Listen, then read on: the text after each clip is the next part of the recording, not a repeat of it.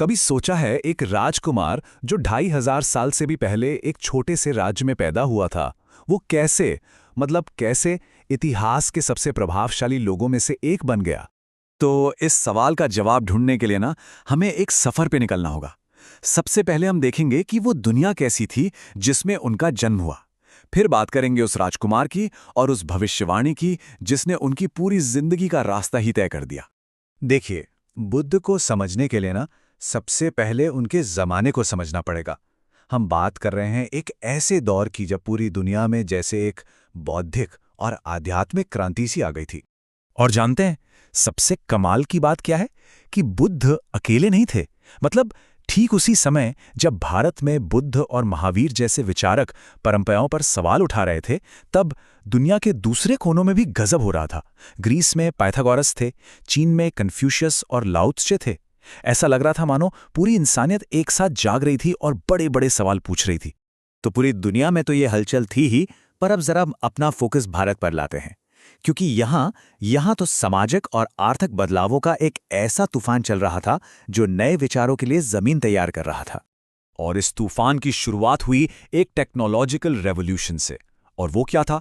लोहे का हल। हाँ, सुनने में बड़ा साधारण लगता है, लेकिन ये एक असली गेम चेंजर था। इसने किसानों को वो ताकत दी जिससे वो घने जंगल साफ कर सकते थे, कठोर जमीन जोत सकते थे। नतीजा, खेती में एक जबरदस्त उछाल आया। अब पहली बार ऐसा हुआ था कि समाज के पास जरूरत से ज्यादा अनाज था, मतलब सरप्लस। और इसी एक चीज ने सब कुछ बदल दिया।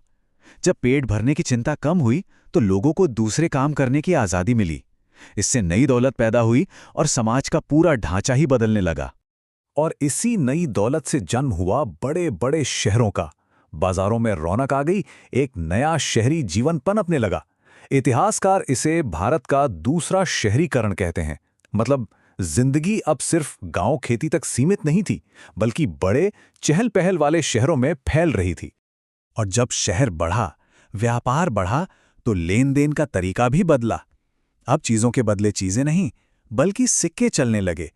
एक मॉनेटरी इकोनॉमी यानी मुद्रा वाली अर्थव्यवस्था पैदा हुई।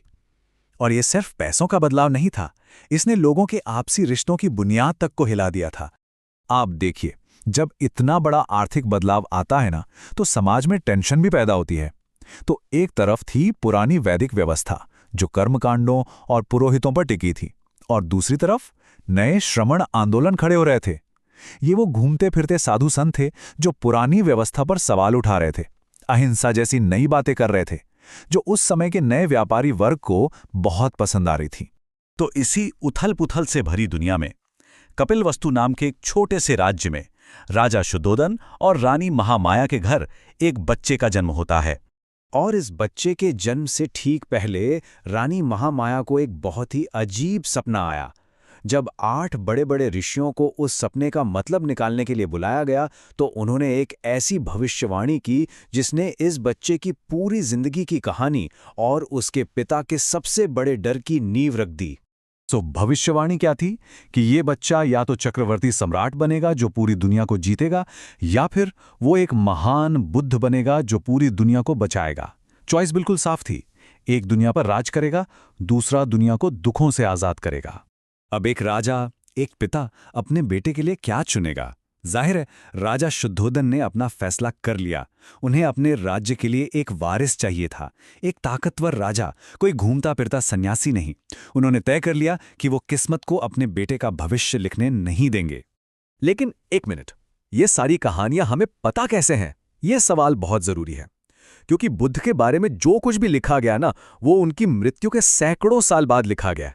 तो फिर हम सच को कहानियों से अलग कैसे करें? ये टाइमलाइन देखिए, यहां साफ दिखता है कि असल बुद्ध और उनकी कहानियों के बीच कितना लंबा गैप है। सोचिए, लगभग 450 साल तक उनकी बातें सिर्फ जुबानी तौर पर एक से दूसरे तक पहुंचती रहीं।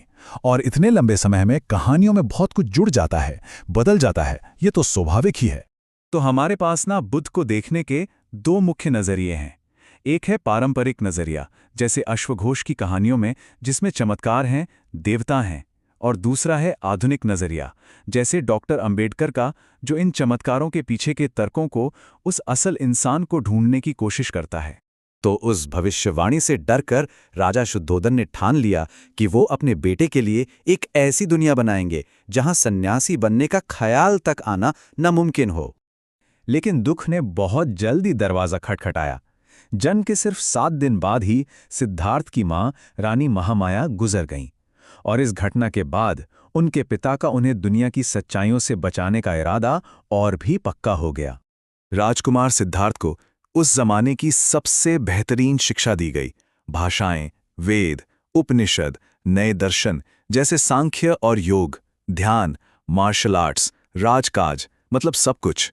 उनकी पढ़ाई में बस एक ही चीज शामिल नहीं थी, दुनिया का असली चेहरा, इंसानी दुख और पीड़ा। तो पिता ने उन्हें हर ऐशो आराम दिया, ये पक्का किया कि सिद्धार्थ कभी किसी बूढ़े, किसी बीमार या किसी मृत व्यक्ति को देख ही ना पाएं। यहां तक कि उनके लिए 3 अलग-अलग मौसमों के लिए 3 महल बनवा दिए गए। उनके नाम सिद्धार्थ का मतलब था वो जिसने अपना लक्ष्य पा लिया हो। पर विडंबना देखिए, उनके पिता का लक्ष्य था कि वो अपने असली लक्ष्य को कभी खोज ही ना पाएं। राजा ने असल में एक सोने का पिंजरा तैयार किया था, इस उम्मीद में कि वो किस्मत को ही कैद कर लेंगे। उनके लिए हर दुख से बचाने वाला महल तो बना दिया गया, लेकिन सवाल ये है कि क्या कोई दीवार, चाहे वो कितनी ही ऊंची क्यों ना हो, दुनिया की सच्चाई को बाहर रोक सकती है? यही सवाल उस महान यात्रा की शुरुआत बनता है, जिसने सिर्फ सिद्धार्थ की जिंदगी नहीं, बल्कि पूरी दुनिया का इतिहास बदल कर रख दिया।